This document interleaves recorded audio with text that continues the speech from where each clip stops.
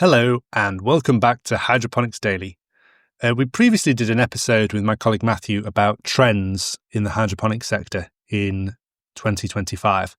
And I thought I'd do a follow-up looking at Google Trends, because Google Trends can give you the data about what people have been searching for about 20 years. So it's a really good indicator of sort of where the trends are going. And obviously you can't predict the future with this, just as you can't with stocks and shares, but it gives you a good indication of, say, the sentiment in the industry and from the general public about where it's going. So I just put it into Google Trends, hydroponics, and obviously there was a big peak in interest worldwide and both in the UK and US during COVID. Understandable, there was a big boom in hydroponics. But then I put in germination, because germination should be a standard search term that people are searching for, and it won't be specific to hydroponics, it'll be horticulture in general. And that shows some really interesting findings. Obviously there was a peak every April because unlike hydroponics, germination is largely governed by seasonality, and people are growing in their gardens and on farms and nurseries and in schools and things like that. So there's a big peak in April every year. And then obviously the biggest peak was during COVID pandemic, and that coincided with spring, early summer in most countries. And so, there was a big peak there. But what the difference was between hydroponics and germination was that after COVID, there was a steady decline in hydroponics. And this has continued to this year. And if you look at germination, that actually had a bump during COVID, a really big bump, the biggest bump it's ever had, but then sustained the baseline was much higher than pre-COVID. So people have got into gardening during COVID, and that has been largely maintained. So that's really interesting, whereas hydroponics has suffered after COVID, but germination hasn't. Now, I'm not sure what you can do with that information. However, I always think of, business a bit like sailing a ship. You can sail into the wind if you want, but it's hard if the wind is going against you. It's always easier if the wind's with you. So pivoting and things like this away from areas which are struggling might be an option, or you might think of sitting it out until the wind dies down, and then you've got less competitors around and things like that. So that's interesting.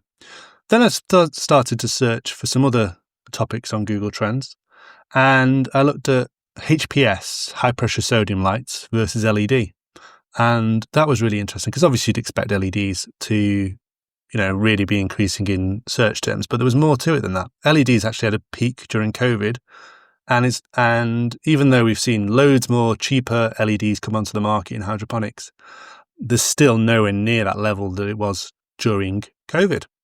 Whereas HPS actually had its peak in 2009, and now there is nothing. No one searching for HPS or sodium lights. So that's really interesting. And then I went and looked at systems. So DWC versus NFT. And that was really interesting because NFT versus DWC, they mirror each other. So not one is more popular than the other. But that wasn't the case originally. Until 2008, NFT was the dominant system and hardly anyone was searching for DWC. Then something happened in 2008. Maybe a new company came on board that was pushing DWC, and ever since then, they matched each other. So that's really interesting. So from 2004 to 2008, NFT. I was expecting NFT to be less popular than it actually is, and it was quite popular. But then I started searching for aeroponics versus NFT, and aeroponics was massive compared to NFT. And that's really interesting because you don't see, commercially, aeroponics is not as big as NFT. So there are companies that are trying to commercialize aeroponics and are doing a really good job, like Let Us Grow in the UK, but still, I would have thought NFT would have dominated that, but no, aeroponics is massive. I guess because aeroponics is just cool. People are searching for it. They want to do some research on it. So aeroponics, massive.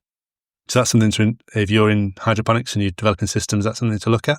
And then I thought, what about aeroponics versus aquaponics?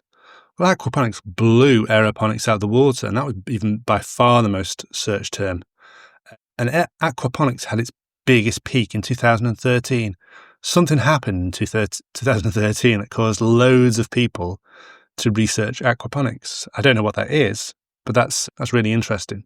So if you're interested in playing around with Google Trends, just type Google Trends into Google and you can put various search terms in. I always like to do it to search my competitors versus my own company and see who's the biggest on search terms and things like that. It can get a bit demoralizing when someone else blows you completely out of the water, and it can be quite nice when you see that you're being searched far more than your competitors. So you can use it for that. You can use it for all sorts of things. See where the trends are. If you're looking to develop a new product for hydroponics, then you can see where it's heading, should we say? I mean, obviously with a pinch of salt, because you don't know what's around the corner. So that's been Hydroponics Daily for today, Google Trends. If you'd like to hear more of things like this, then make sure you click the follow button on your podcast provider of choice so you don't miss an episode. Thank you very much for listening to today, and see you again tomorrow.